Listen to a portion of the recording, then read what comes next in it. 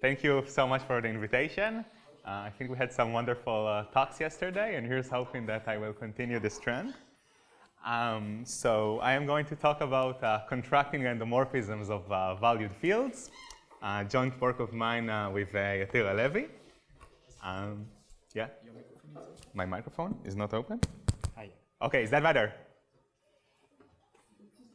Everybody hearing me good? Okay, great. Okay, so let me begin. So I'll be talking a lot about difference fields, and we'll mention the word transformally a lot. And I realize that it is not exactly a regular part of the undergraduate curriculum, so let me give you a crash course on difference fields and what they are. So I have a field K, and I will fix an endomorphism sigma of that field. And I will insist throughout that talk that this endomorphism is not surjective. It is an endomorphism, it's not an automorphism of K, because that's pretty much the whole point of the talk.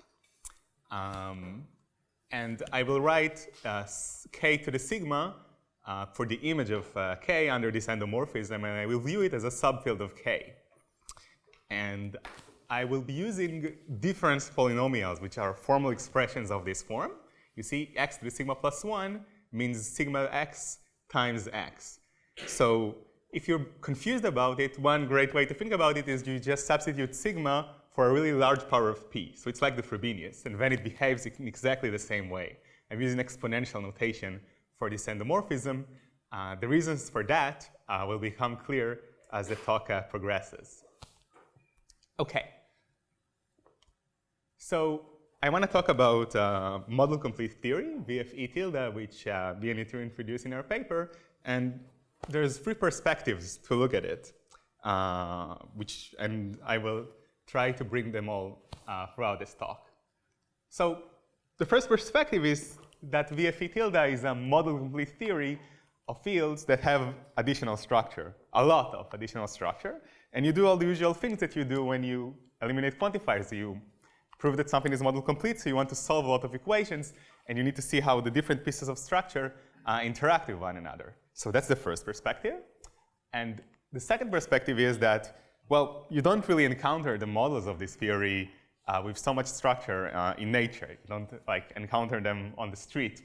But the finite approximations of VFE tilde are given by the Frobenius endomorphism. So in some sense, it gives you an intuition of how to approach it, looking at the finite approximations through the Frobenius. That's the second perspective. And the third perspective is that VFE tilde, if you're a fan of acronyms, as model theorists are, it amalgamates to other model complete theories in the literature called SCFE and VFA tilde. Okay, so let me try to make sense of all of this. So what kind of structure am I interested in? So these models of VFE tilde come with three pieces of additional structure. Well, first of all, this is a conference about valued fields, so we better have a valuation ring. That's the first thing that we have. The second thing that we have is that we have an endomorphism, sigma of our field. And the third condition is that this endomorphism is not onto. And you can think of it as a condition or as an extra piece of structure. So how do you see these pieces of structure? So you have a valuation, so you have the valuation topology. You have a notion of what it means for two elements to be nearby. It means that they lie in a ball of large valuative radius. So we have the valuation topology. The second piece of structure that you have is that you have some sort of Zariski topology, which is coming from the endomorphism, from a different structure.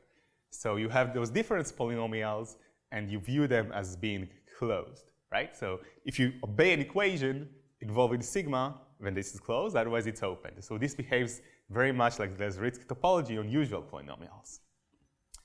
And the third piece of structure is that because sigma fails to be onto, you can view K of sigma as some sort of field of constants of some non-existent derivation on K. So if you think about the case of Frobenius, if you have a field K and it's not perfect, then K to the P is the field of constants of a derivation on K, right? D of x to the P equals 0. So you can view K of P as the field of elements such that the derivation vanishes on that subfield. So these are three perspectives on the extra structure that we have on VFE tilde. OK, so I mentioned three perspectives on this theory, that different ways you can approach it. And I said that, well, it's a theory of fields that have a lot of additional structure. Another way to view it is look at the finite approximations of this theory. So here's a different perspective, completely different perspective. So let me fix a field F, which is separably closed valued field of characteristic P, and I take K, which is an ultra power of F. OK? And, well, you can think of K as this sequence of elements of F, right? And K comes equipped with this non-standard Frobenius map, which is you take x to the p in the first coordinate, xp squared in the second coordinate, xp to the cubed in the third coordinate, and so on. And then you get this highly non-standard Frobenius map on the whole ultra power. So this, obviously, the individual Frobenius maps, they are definable in the language of fields. It's not really a piece of additional structure. But the non-standard Frobenius, this map that I just defined, is really a new thing that you might want to look at. And I want to understand, the question that I want to ask is, what is the first order theory of this guy K that I just described? Well, let's make some observations about what it looks like. So first of all, I claim that if I take t non-zero, the equation x sigma minus x equal t has infinitely many solutions. So how can I see that? Well, let's substitute p to the n instead of sigma. Then I get x p to the n minus x equals t. Well, that's a separable polynomial. The derivative is -1. So it has p to the n solutions over the finite approximations. Therefore, in the ultra power, it will have infinitely many solutions. So that's one observation that you can make. Here's another observation. So if I take t in the maximal ideal, then I claim that there is a unique solution of this equation in the maximal ideal. So why is that? So this follows from Hansel's lemma, right? If you take the residue of this equation, then you get x to the p to the n equals x over the residue field. So the residue maps bijectively the solutions over the valued field to the solutions over the residue field. So you'll have exactly one solution in the maximal ideal. Here's another observation. The fixed field of K, namely the set of elements that sigma leaves sense the same element, x sigma equals x, is pseudo-finite. Well, in the finite approximation, it's just a finite field, x to p to the n equals x. So the fixed field will be pseudo-finite. Here's another observation.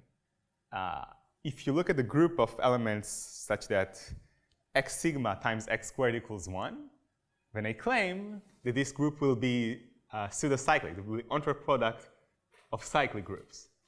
And why is that?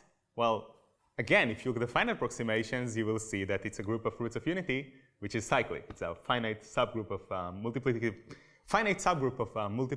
group of the field, of a finite field, so it's cyclic. So it will have, I don't know, at most one definable subgroup of index 5. OK, and here's one last condition, which is crucial for us. You have an action of sigma on the valuation group, and it will be omega increasing. If you take a positive element, gamma, then sigma to the gamma will be much, much, much bigger than gamma. Bigger than 2 to the gamma, bigger than 3 to the gamma, and so on. Why is that? Again, if you look at the Frobenius, what the Frobenius does, it takes x to the p to the n. And x to the p to the n has valuation p to the n times the valuation of x. So it will be a much, much larger valuation. So it's very highly contracting on the maximal ideal. OK. So we just reviewed made some observations about the first order theory of some structure, a non-standard Frobenius action on a separately closed field. So let me just try to put it a little more precisely. So I have my language where I have predicates that you can probably guess how I'm going to interpret. And if I take a valued field, I'll find characteristic, I can turn it into an L structure, right? I interpret sigma as the Frobenius. And well, O&M will be the valuation ring and the maximal ideal. Okay, so TQ will be the theory of L structures with K separately closed, non-trivially valued, and sigma is interpreted as a Frobenius. So TQ is actually an expansion. It's an expansion by so TQ by itself is not very interesting. It's an expansion by definitions of the theory of separately closed valued fields, because you can interpret x to the q in this structure. So the sigma is completely synthetic. It doesn't add anything. But the interesting thing is to look at all those TQ together. So here's a theorem. So let me look at the theory T of all those sentences that are true in all the T of Q outside a finite set of exceptional prime powers. Okay, so I want to know what's true when the Frobenius goes to infinity. I don't care about what happens to the Frobenius when it's small. And then up to a small technicality, we'll have the T is VFE tilde. So that's one way to approach this theory. And consequently, this theory is decidable.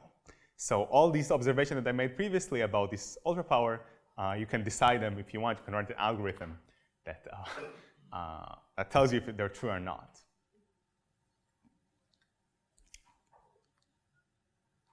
OK, so I mentioned two perspectives, and yes? You require that sigma is non-surjective in an axiom?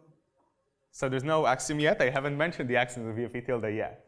What I'm saying is that if you look at so we have the theory. OK. It could also be, okay, fine. Oh, I see. So it depends on how you define VFE tilde. But the first sentence is true. I mean, if you add the axiom that is surjective, you get VFA tilde. If you drop the valuation, you get SCFE. So I think it's fine.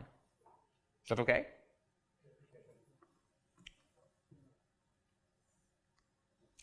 OK, so let me give a third perspective. So what characterizes the ultraproducts of perfect Frobenius valued fields? So we have that all the valuation ring and the maximal ideal are fixed by sigma. And we know that sigma and the Frobenius are onto 1K. And we have this omega increasing condition that we mentioned earlier. And let's call this theory VFA. So VFA is this theory of valued fields equipped with an automorphism that satisfies all these three conditions. So here's a theorem in characteristic 0 due to Duran and due to Reshevsky and myself in all characteristics. So the theory VFA admits a model companion VFA tilde. So you have a notion of what it means to be existentially closed with respect to these conditions. And this theory VFA tilde, it's exactly models of VFA tilde exactly ultrapowers of algebraic closed valued Frobenius fields. So in a way, you can think about them as model complete, right? They have to be omega increasing. That's how they're born. And other than that, they're existentially closed. You can solve anything that you want over them, subject to this omega increasing condition. And let me just say something about this. So we gave those two perspectives that on the finite approximations of the theory and just an abstract condition as a theory for enriched valued fields. But actually, this equality between the Frobenius ultrapowers and the theory guides the proof. Right? The idea that Reshevsky puts forth in his paper on the Frobenius is that you can approach difference algebra via this Frobenius spatialization. It gives you intuition. The idea is that you can take a problem, an abstract problem in difference algebra, set sigma equals Frobenius, and use the tools of algebraic geometry, and the other way around. So you want to define something like a transformally Henselian hull, just like you have in the ordinary case, a Henselian hull. And for example, we know that in the valued case, immediate extensions are very tightly related to additive equations, such as x to the p minus x equals t minus 1. The same thing happens over our guys over here, over the value difference fields. They are controlled by these additive equations involving sigma. Okay. Okay. So, but in VFA tilde, part of the axioms say that your endomorphism sigma is onto. And we want to omit this requirement. Okay. So what's the right formalism to omit that? How do I talk about a field's equivalent endomorphism which is not onto? So let me give you a definition. So if I have an extension of difference fields, L over K, then I will say that L is transformally separable over K if L of sigma and K are linearly disjoint over K of sigma. Well, when you set sigma equals the Frobenius, this is just the usual notion of a separable field extension. And you can make this category into a first order thing, like the category of difference fields and transformally separable extensions as embeddings. You can make it first order by using some sort of relation symbols expressing linear independence of tuples.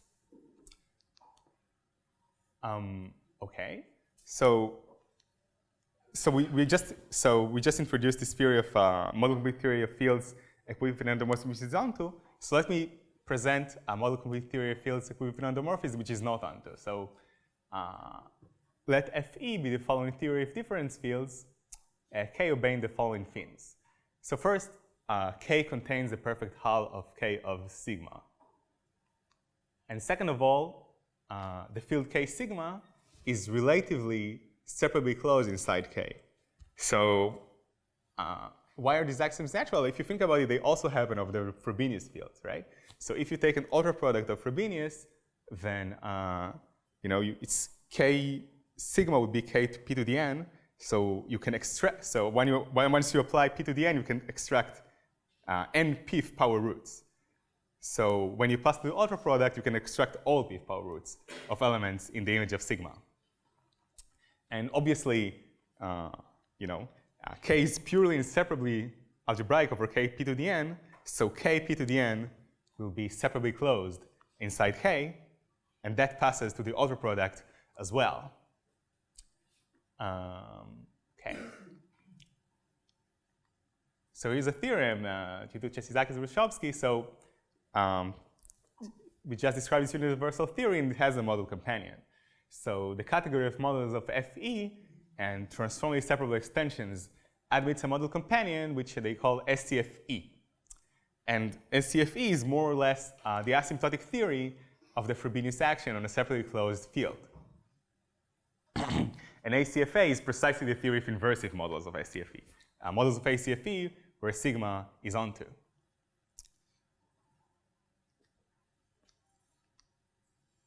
Okay, so what's difficult about those transformally separable extensions? What's the challenges that come with them?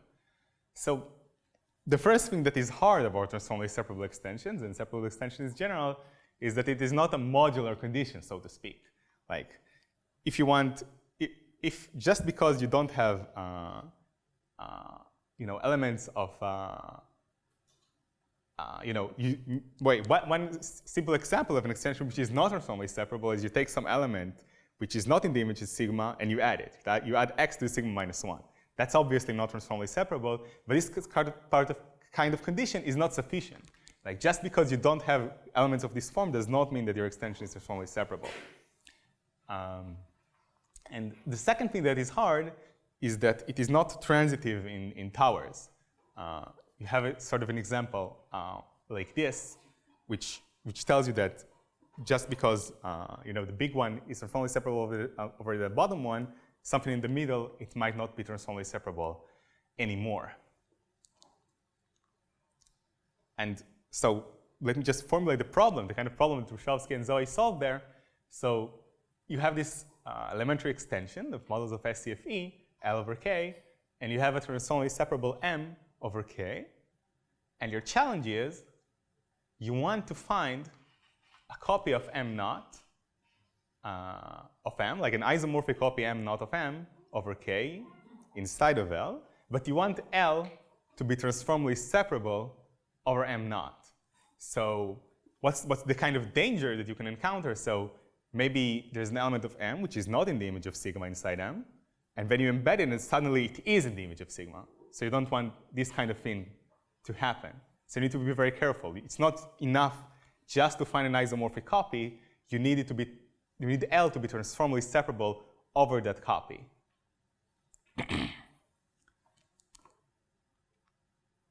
So the way they solve it is that they look at the readout of this theory at some stable readouts. So they look at the pair, K of sigma, just in the pure field language. And this turns out to be a stable theory. And they study this theory. And through that, they have the tools to approach the problem that we just described. So this theory of pairs is a generic type. You can think of K sigma as small. And then the generic type avoids finite dimensional K sigma subspaces of K. Right? So you just think of K sigma as small. Like if you have any sort of like interaction with K sigma when you're small, when you're not generic anymore.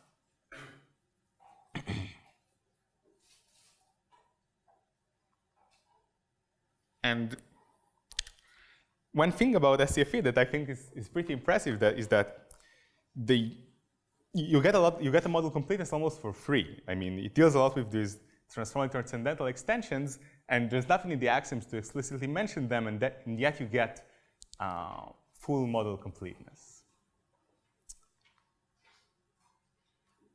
Okay, so what I just described are two theories of enriched field that enrich ACFA in two different directions. You can add evaluation, or you can drop the axiom that sigma is onto. So if you don't have evaluation, but sigma is not onto, you get SCFE. And if you add evaluation, but continue to insist that sigma is onto, then you get VFA tilde. And I just want to combine these two things together. I want evaluation, and I want my endomorphism not to be surjective. So here's the context. So here's the universal theory of the model complete theory that I am going to describe. So let VFE be the following first order theory of omega increasing transformal value fields K. So I want K to contain the perfect hull of K of sigma. And I want K sigma to be separately algebraically closed in K. And I want the Ershov invariant of K to be E or less. So that's my universal theory. Like examples of fields obeying this universal theory are Frobenius ultraproducts or algebraically closed fields.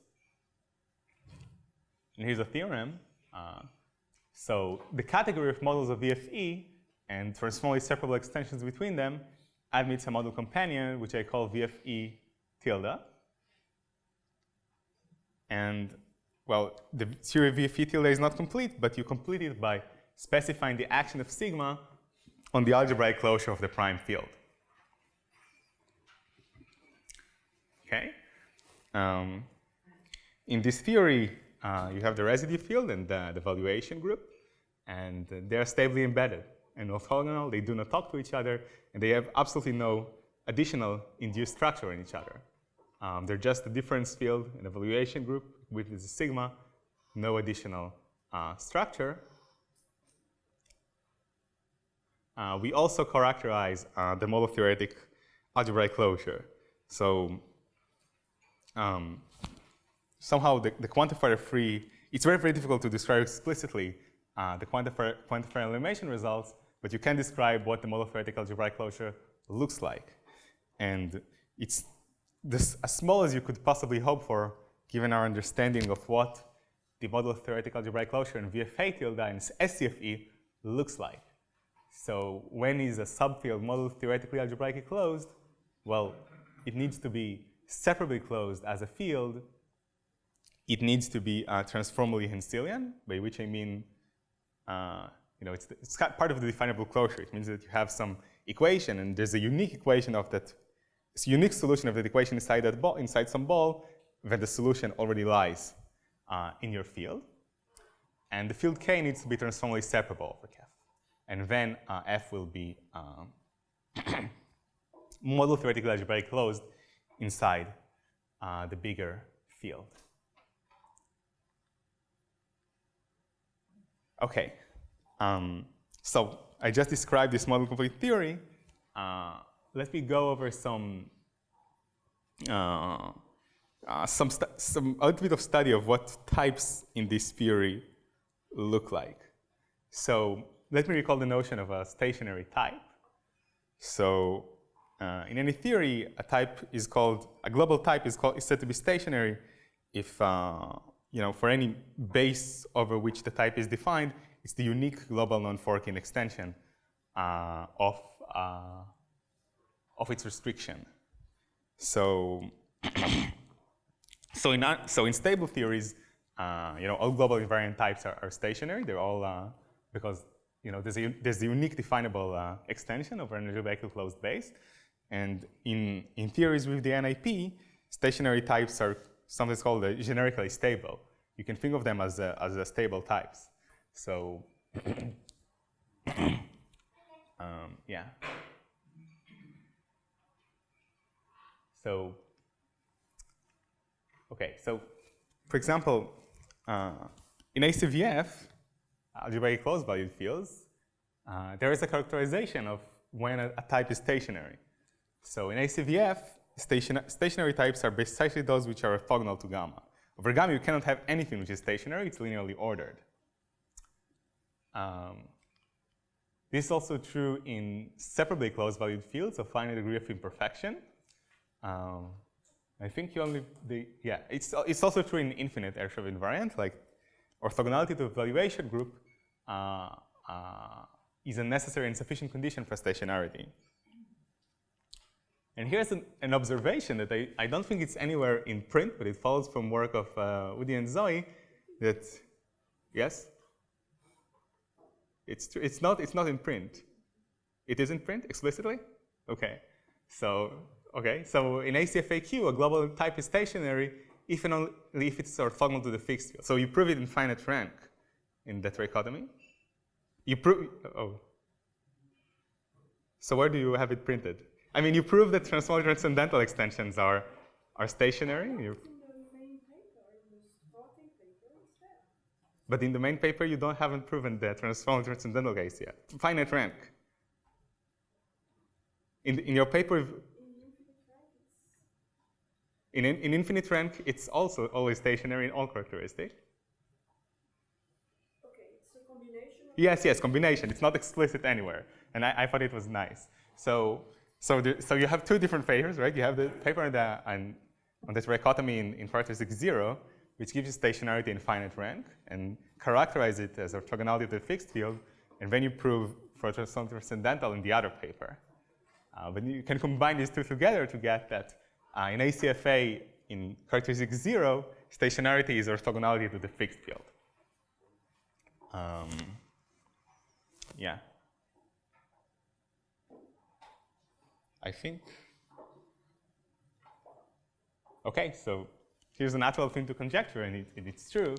So in VFE tilde, you have a global type, then it is stationary, or you might want to call it generically stable, if and only if it is orthogonal to the fixed field and to the value group. So in some sense, these are the only sources of instability in the theory. How do you prove it? Well, use some sort of domination result over a very large spherically complete models. Actually, sorry, but what you're stating is false in characteristic. Yes.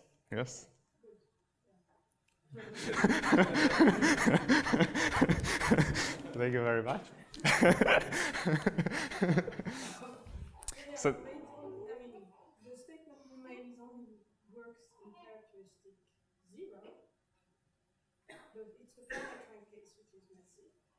yes, so I'm not completely sure. But if you are orthogonal to all finite rank types, then it is also good. Yes. So transformally, so actually in my paper video we give another proof of that, but we reduced into VFA tilde because you want to show that if you have two models of ACFA and one of them is, there are no elements transformally algebraic in the big one over the small one when it's stably embedded, right? That's like one way to view the statement. And it's true in VFA tilde because you take the residue field. It's stably embedded even if you add the evaluation. Okay, so this statement is false in finite characteristic. But you have this characterization, which is, I think, is nice. Okay, so how the proof works. So there are several difficulties in that. So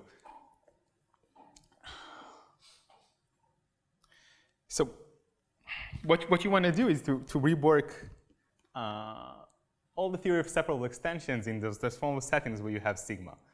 So you have in separable extensions, for example, you have this characterization of finitely generated separable extensions as those which are separably generated. You can think of it as like generic smoothness. It's an algebraic incarnation of generic smoothness. And you want to define something like a canonical relative transformal separable algebraic closure.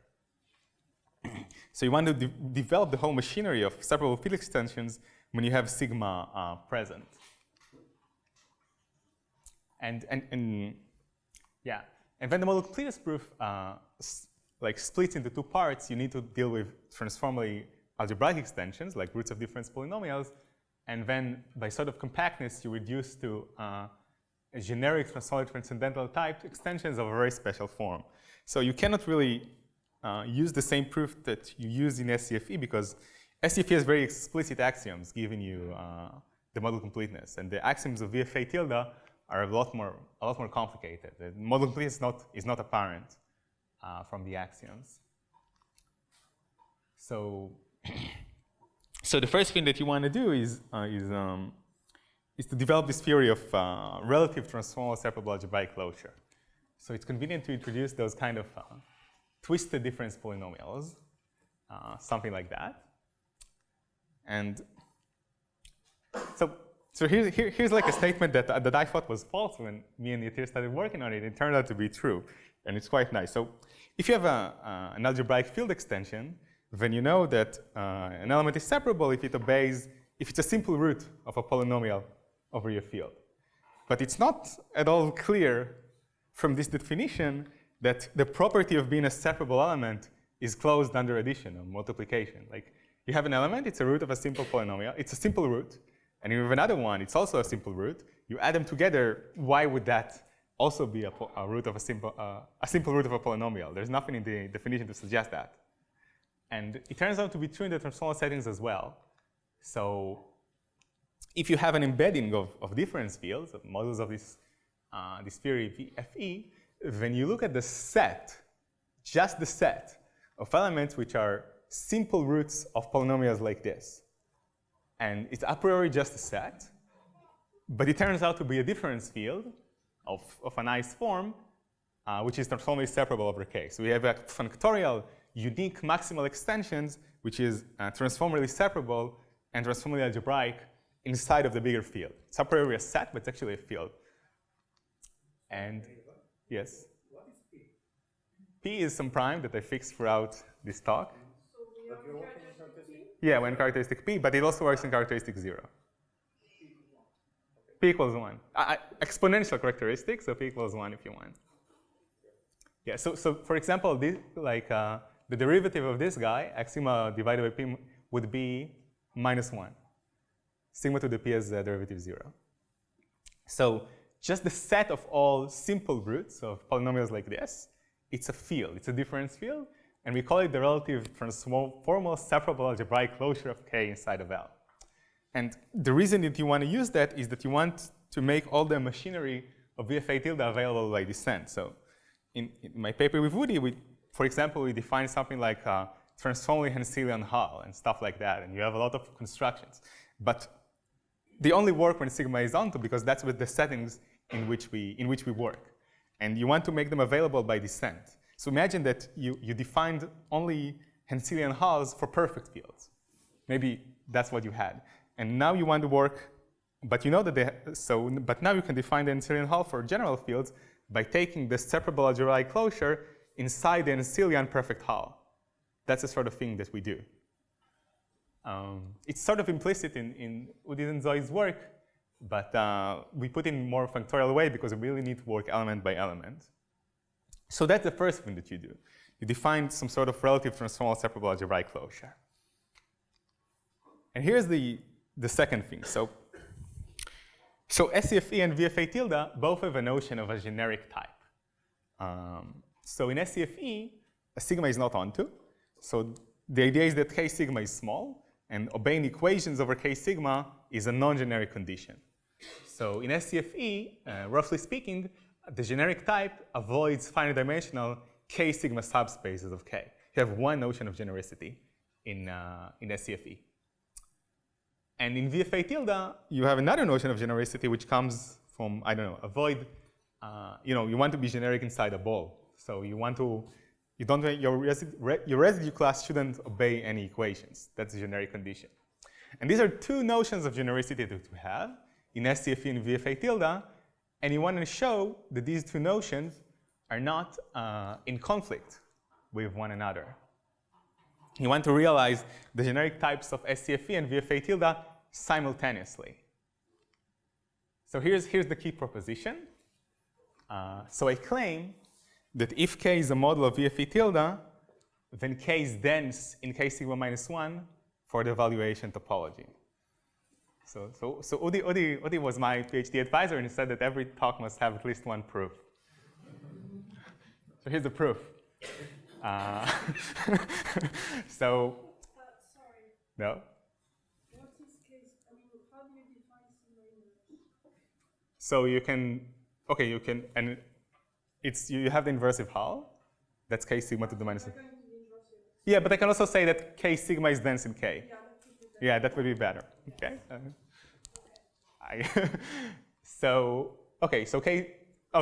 Equivalently, K sigma is dense inside of K, and that's to be expected. It's true in the separably closed case, right? A separably closed field is dense in its perfect hull. And how do you prove that? Well, in VFA tilde, you can solve an equation of this form: x sigma minus t to the x equals a. You can solve this equation because this equation is transformally separable, right? The derivative is non-zero.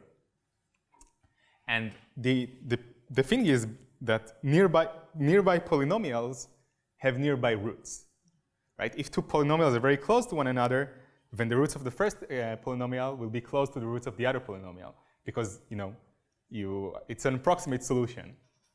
So you solve this equation, you deform it, you send t to 0, and then when t is 0, what you get is x sigma equals a. X sigma equals a does not have a solution, but this is an approximate solution. So you can approximate a sigma minus 1 inside of your valuation ring. Does that make sense? Okay. Okay, so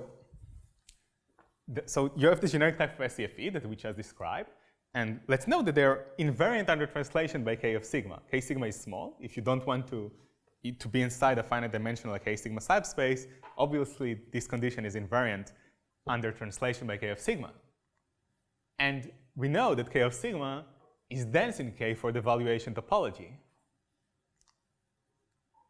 So the generic type of SCFE, they are dense in the evaluation topology because you have at least one, and you can translate it by you have something which is dense, and you have something which is dense, and it's invariant under translation by this dense thing, so it's dense everywhere, right? You want to find a generic something inside a ball, just translate it by a very, very small element of K sigma for the evaluation topology. And from this, it follows that there's a unique definable and translation invariant type on every ball in VFE tilde as well. So we know we have one in VFA tilde, and in SCFE there's just a unique one. There's no balls, and because of these two conditions, you can find a unique definable and translation invariant type on every ball. So that's what you need to add some additional arguments, but that's how you construct your proof. You deal with transformally algebraic extensions by some sort of descent, and by compactness, you reduce to these generic guys that you know now they're unique, and you can realize them. Okay, thank you. My turn.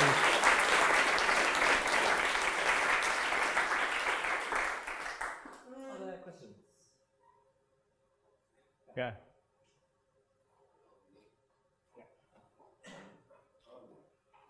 I have two questions. They might be related. So one of them is what's the fine print, and the other one is Maybe there's a mic somewhere. Yeah.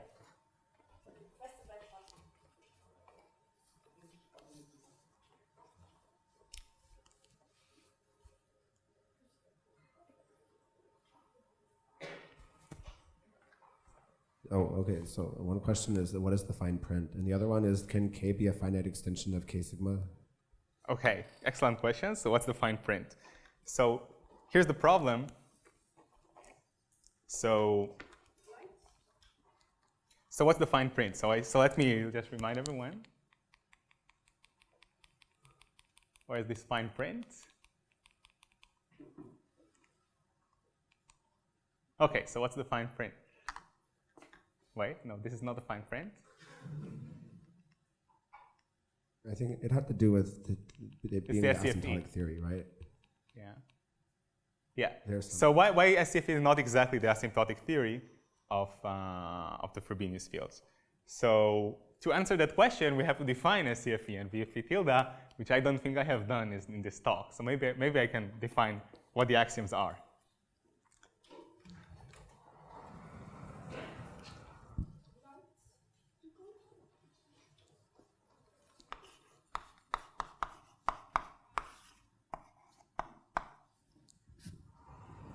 So here are the axioms. So 1.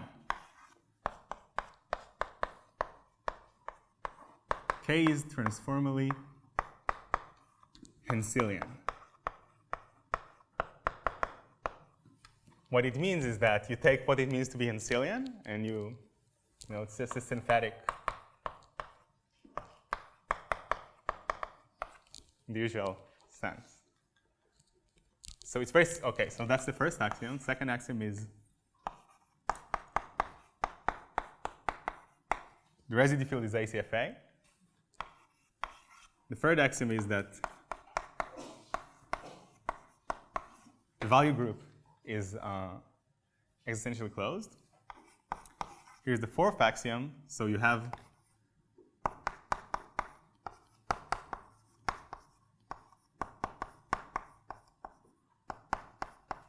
this twisted additive operator given by sigma in the Frobenius, something like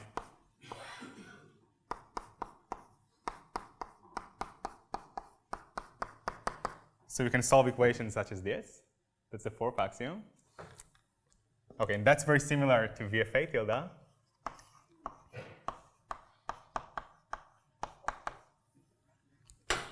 The last condition is sigma is not onto. I don't want it to be surjective. And the sixth axiom is that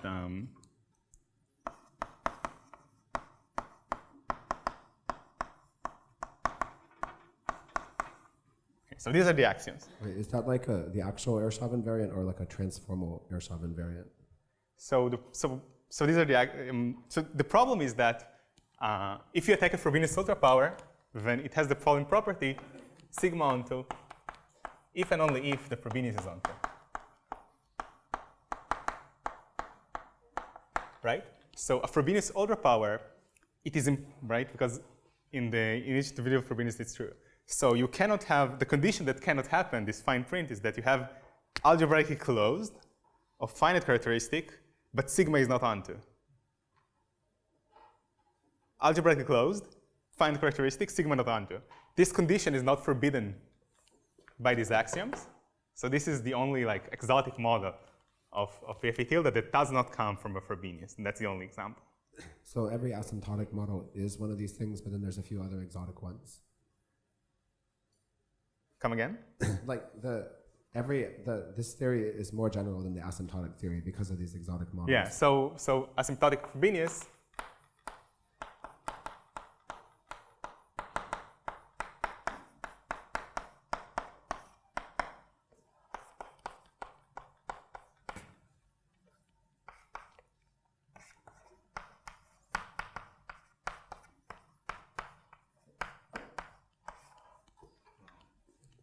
Does that make sense? And Okay. that's also true in SCFE. Okay, then I guess I had a second. Sorry, the other question is: can K be a finite extension of K sigma? No. Because isn't that true for Frobenius? Like you can have that be true for like asymptotic limit of Frobenius if it's like p to the n where p goes to infinity but n doesn't. And the Airshot degree is fixed. So it's maybe an algebraic extension. That's the best you can hope for, because the axioms like K contains the perfect hull of K of sigma. But I think I thought you could take an asymptotic limit and get the K to be a finite extension of K to the sigma. If you keep the Airshot degree fixed and you take p to the n, or take like the pth power as the Frobenius, but send p to infinity instead of sending p to the n, like sending n to infinity. But then if in characteristic 0, it definitely cannot happen, right? Because K sigma will be algebraically closed in characteristic 0. K will be algebraically closed in characteristic 0, right? Oh. Because it's an ultra product of separately closed. So, and K is a proper extension, so it's transcendental. But the question you're asking, is it possible that K isn't, so K will never be a finite extension. Can it be an algebraic extension? I think in SCFE, it might be possible that it's exactly the perfect hull.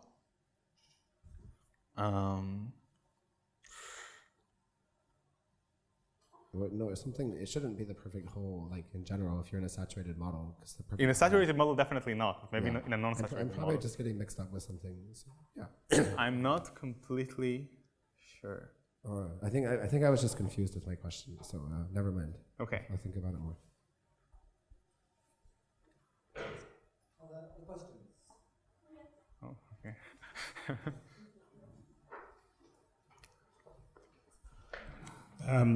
I have a question in residual characteristic 0. Can you do a relative version of it? So I believe that you can. So it's just like in my paper with Udi, there's no relative version that's explicit, but I believe that you can use these techniques to get a relative version. I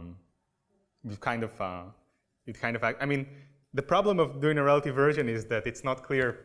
It boils down, I think, to a problem in ACFA, because you want to say what it means for a difference field to be existentially closed for additive equations. And in characteristic 0, it's clear, because it's just one equation, it's something like that. It's just very simple equations. In characteristic P, you have all those exotic groups that are much more exotic, and I don't know if it's known that there's collectively stably embedded and what their structure is. But if you want a really robust relative version, you would need to define what it means for a difference field to be existentially closed for additive equations, and then using the techniques, you can get a relative version. It's just not explicit. But at least in characteristic P,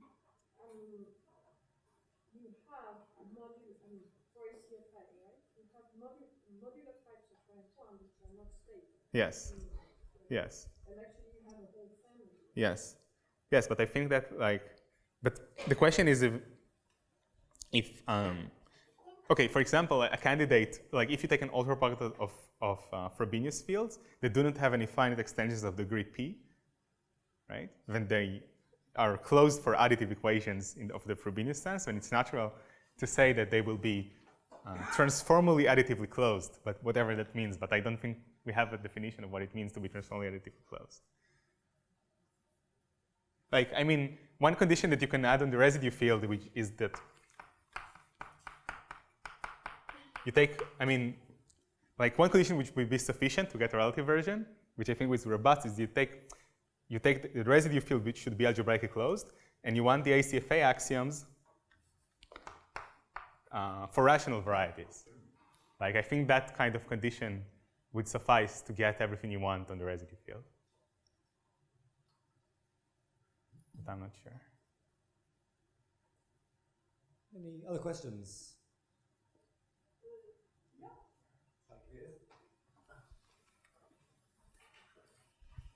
I I guess I didn't read the VFA paper, but can you give some indication of how you do these things? In VFE or VFA? Whatever.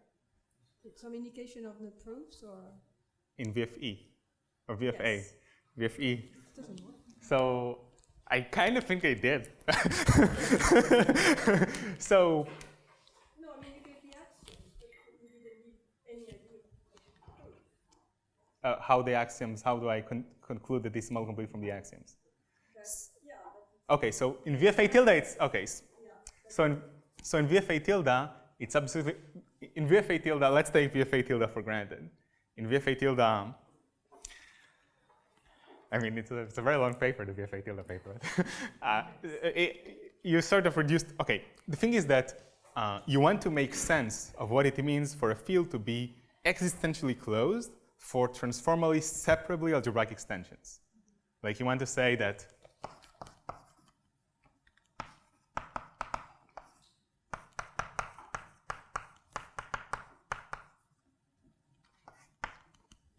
this is first order condition, to be existentially closed for transformally separably algebraic extensions. And because you have this notion of canonical relative transformal separable algebraic closure, it turns out that you can, because this means that the inversive hull is a VFA tilde. So what you do is you embed it in the an ultra product of the inversive hull. But when you say, wait, it's transformally separably algebraic. I think that I know how to do, but what about valuation? But in the valuation, it's true as well. I mean, what you do is you embed L in this, right? You have an embedding, well, this is VFA tilde, and when you say, wait, it's transformally separably algebraic, so it actually lands inside of here. Because all the elements here are simple roots, and all the simple roots over K are here, not here. And then, because it's and you wait, you also need to say, why is this? So you have a copy here, and you need this to be transformally separable over this. This is not automatic. But because it's transformally algebraic, it comes for free.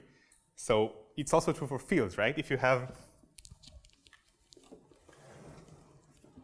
a field K, and you have L here,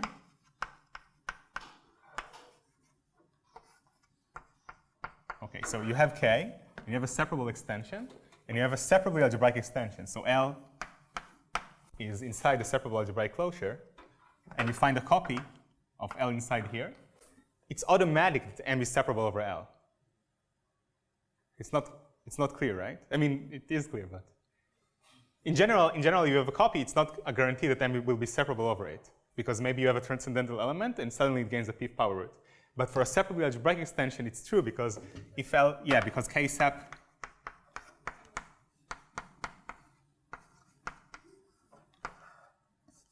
so K alg is K sep. That's what makes it work.